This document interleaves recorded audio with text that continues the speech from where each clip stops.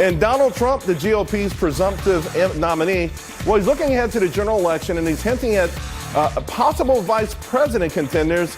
In fact, word is maybe even a Democrat. We got it all for you, including Hillary's potential picks as well. Plus, in London, they're on the verge, perhaps, of electing their first ever Muslim mayor. If so, does this prove multiculturalism works? We got a heck of a debate for you on that. But first, Paul Ryan, well, not doing anything to help Donald Trump today. In fact, saying that he's not ready to support him as a nominee yet. So, Mr. Speaker, you have said throughout this process that you will support the Republican presidential nominee. Now you have a presumptive nominee, Donald Trump. Will you support him? Well, to be perfectly candid with you, Jake, I'm just not ready to do that at this point. I'm not there right now. And I hope to, though, and I want to. But I think what is required is that we unify this party. And I think the bulk of the burden on unifying the party will have to come from our presumptive nominee. Well, that was Paul Ryan just not long ago with the bombshell, still refusing to declare support for Donald Trump as a GOP nominee. This, of course, is Mitt Romney also announcing today that he's going to skip the party's convention in Cleveland. And now we've got more breaking news for you guys. This is a bombshell. Ben Carson telling the Wall Street Journal just moments ago that he has removed himself from consideration in the vice president competition. And he says that Donald Trump may, in fact, pick a Democrat. Joining me now, Shelby Holliday, Mica Mosbacher, Mark Serrano, and Kathy Taylor. Mark, you are our GOP Donald Trump fan, expert in of all things. Did you see this coming, and is it possible? Well, let's start with Paul Ryan, Charles. This guy is outrageous. He represents everything that's wrong with Republican leadership in Washington. The Republicans put him in as Speaker, and they ought to take him out. If he wants unity in this party, then by golly, he ought to start by supporting the presumptive nominee. In 2012, John Boehner endorsed Mitt Romney while there were still two candidates in the race in mid-April. Now, as it relates to the VP pick, Ben Carson is an honorable man, and that's exactly why he took himself out of the running. The idea of picking a Democrat, to me, if for Trump, is sensational. It's going to draw a lot of attention. I don't believe it will ultimately happen because you cannot put a Democrat one seat away. Well, Mark, let me jump in 1 second. If it was a lot of rumors already over the last month that Jim Webb could possibly be that sort of dark horse candidate. He's a right-leaning Democrat who is actually more conservative than some of the folks who were running for the office. Someone like that, would that be palatable to you, or would you stay on the Trump train?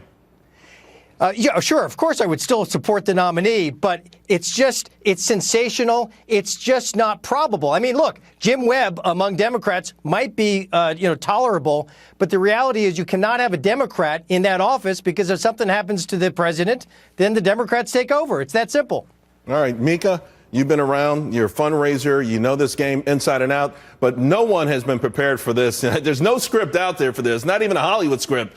Let's take it one thing at a time. First of all, Ryan not coming in yet to endorse Donald Trump. Does that reflect more poorly on him or more poorly on Donald Trump?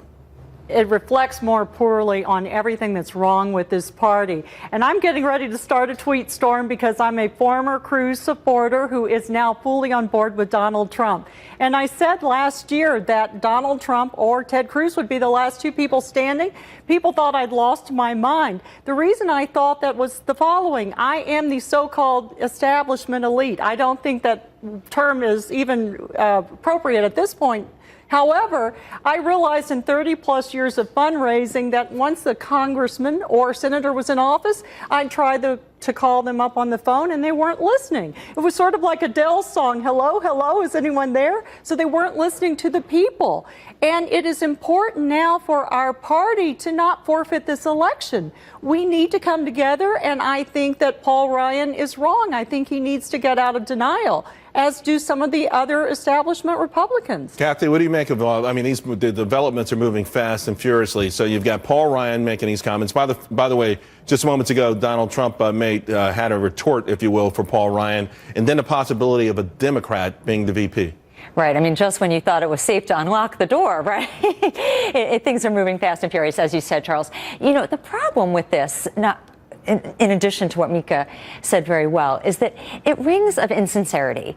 So here you have yesterday Reince Priebus, chairman of the RNC, tweeting that Donald Trump is the presumptive nominee. and giving an air of let's unify, let's have support.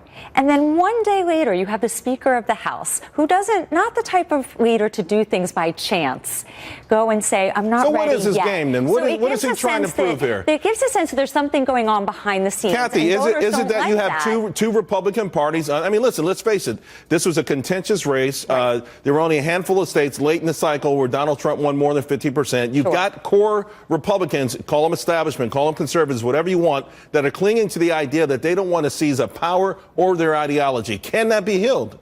It can be healed, but it's not going to look the same. It has to be more inviting. The Republican Party has to, there's just no other way around it, has to accept that it can't just be the same grand old party. I've said this before. It has to be a new party, and more people need to be invited. And Donald Trump is showing that. Should it be so new that a Democrat's on the VP slot? Sorry, let me just say also that it's okay for Speaker Ryan and others to hold Donald Trump to a high standard of morality and respect for others, but they're going too far. So I have to say, Speaker Ryan has a very powerful microphone. He knows how to use it in very powerful ways, and this might be his way of trying to unify the party. Yeah, but he's a hypocrite. Kathy mentions insincerity.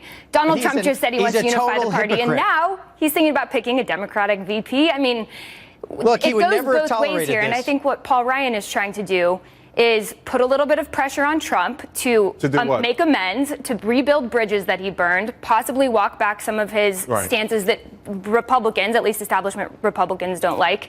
And the truth of the matter is, you can't just win an election with one faction of a party. You have to win an election with the entire party. Hold on a second. Mitt Romney learned that the hard way as well, right? The conservatives have now come out for Mitt Romney. Mark Serrano, to what degree does Donald Trump have to extend an olive branch to the people who lost in this primary process?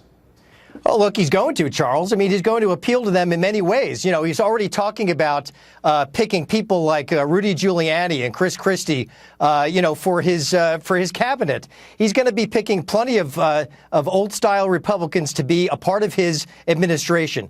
But look, the reality is he won. He won with a lot new voters, and these guys in Washington are the reason why. And so guess what? They're going to be left out in the cold. I'm not surprised that Trump would have responded to Ryan by saying, I'm not even sure about your agenda. Well, let me do this, Mark. Let me read to the audience exactly what Donald Trump said in response to Paul Ryan. Quote, I'm not ready to support Speaker Ryan's agenda, Trump said in a statement. Perhaps in the future we can work together and come to an agreement about what's best for the American people. But again, I'll go back to you again, Mark. To what point a president at some point has to negotiate things? You know, we always talk about Ronald Reagan. Everyone wanted to be the new Ronald Reagan this cycle. Well, he was famous for his relationship with Tip O'Neill. When does Donald Trump just say, you know what, this time I'll make the first move. This time I'll go to some people who feel, abused, whatever it is, feel like they're left out in the cold, and I'll bring them back in, because the art of the deal is if you can't bring your own party together, how can you bring the nation together? Charles, there's plenty of time for that. He's got weeks and weeks. He's got, months before he gets to the convention. There's plenty of time for that. But so long as he is attacked or dismissed after he won. But Paul Ryan isn't necessarily attacking him. He's just saying he's not going to support him yet. We got a gift yesterday. It's a difference without a distinction, or the other way around. It doesn't matter. Paul Ryan is no longer the leader of this party. Donald Trump is, and he better figure that out fast. We got a gift as a Republican Party yesterday, which is that we got a presumptive nominee months before the Democratic Party is going to. No one would have predicted that. No one. 2 weeks ago, right? We were talking Why are we squandering that gift? Don't look a gift horse in the mouth. Let's use that gift. Let's stop playing games. Mica, can it all be woven together to Mark's suggestion? Is there still plenty of time to put all of this in order? There's plenty of time, and I think once Trump starts signaling who his vice presidential candidate pick is, for example, that people will begin to get more comfortable with him. Secondly, we may need to go through group therapy. Shelby, last word. I don't think there's enough time. I am not a Republican. I'm a journalist, but I've been covering this and talking to a lot of people all day. And they have said Trump does not have months and months and months. The truth of the matter is he needs to start raising money. He needs to do that now. He needs to bring people on board. Right. So he can start running a campaign against probably Hillary Clinton. We're going to talk about the money part of it later on. And these days, a lot of people are saying, I'm not a Republican. We had a lot of breaking news, but this had to be the biggest. Ben Carson telling the Wall Street Journal just moments ago, A, he's going to remove himself from consideration for the VP competition, and B, Donald Trump may in fact pick a Democrat. So which VP picks would be most advantageous in a matchup between Donald Trump and Hillary Clinton? Let's bring back Mark Serrano, Mica Mosbacher, Kelly Riddell, and Richard Goodstein. Kelly, I love your reporting on things like this. You seem to be ahead of the curve, and you're always open-minded, which gets you in trouble with the Twitter sphere, but I love it. So tell us, the best VPs. The best VPs, well, considering a Democratic nomination on a Republican ticket has been done before in 2008 when McCain vetted Joe Lieberman, so that's not entirely crazy. But I think Donald Trump, this is more conventional thought. I think Marco Rubio is the best VP. They seem to be coming together. Marco Rubio said some favorable things about him. Florida's a swing state. He's a young guy. He's fresh in the party. He's got a positive message, and he can go out on Capitol Hill and bring all these never-Trumpers back into the party and back together again. Mark, Rubio feels like he's made some overtures of late. Is that your guy too, Mark? Yeah, I mean, I think that's very plausible. Charles, look, what's I think more significant about Trump is what he won't do. He won't choose based on PC culture, based on identity politics, and based on ideology. He's going to approach it like a businessman. He wants someone, as he stated, who can be president, who can work with government, and who he has a good rapport with. Hillary Clinton, on the other hand, I think will have one criteria. It's got to be somebody who has hot sauce on them at all times. Because she will play the race card in identity politics, because she's going to read the polls and determine she has to get racial minorities as high as possible because she can't get the white vote. That's what will drive her decision. Richard Goodstein, of course, Julio Castro has been considered the top potential VP for Hillary for a while. Anyone else out there that we should be looking out for? Yeah, I mean, I actually don't think it's going to be Julian Castro myself. And I'll tell you who not to look to. So where there are Republican governors, Cory Booker would have been a good choice, but I don't think the Democrats want to take a chance of a Republican being appointed instead of him. And I think the same thing is true with Sherrod Brown and Elizabeth Warren. All of them come from states with Republican governors. Instead, you've got people like Deval Patrick, who's out of politics. And I think Tim Kaine from Virginia doesn't have the hot sauce that Mark somehow very derogatorily thinks, have your fun. Richard, have your fun. Have your fun. First of all, among white voters today, Hillary's actually running even or slightly ahead of Trump in all the polls. So, look, again, it goes to my point about live in a delusional world. But the fact of the matter is, I think Hillary's going to pick somebody who's steady, probably comes from a state of some consequence. Again, Tim Kaine fits that bill. Yeah, Virginia certainly. But, there are other people as well. A swing state. Listen, the establishment, you're one of the few people who proudly goes around and says, I am the establishment, okay? So I'm not ashamed of it. Okay. Who does the establishment want? I mean, because this could be that olive branch we talked about earlier in the show. Would it be a Marco Rubio? Would it be your guy, Cruz? Well, obviously, I would love to have seen Ted Cruz as the vice presidential pick.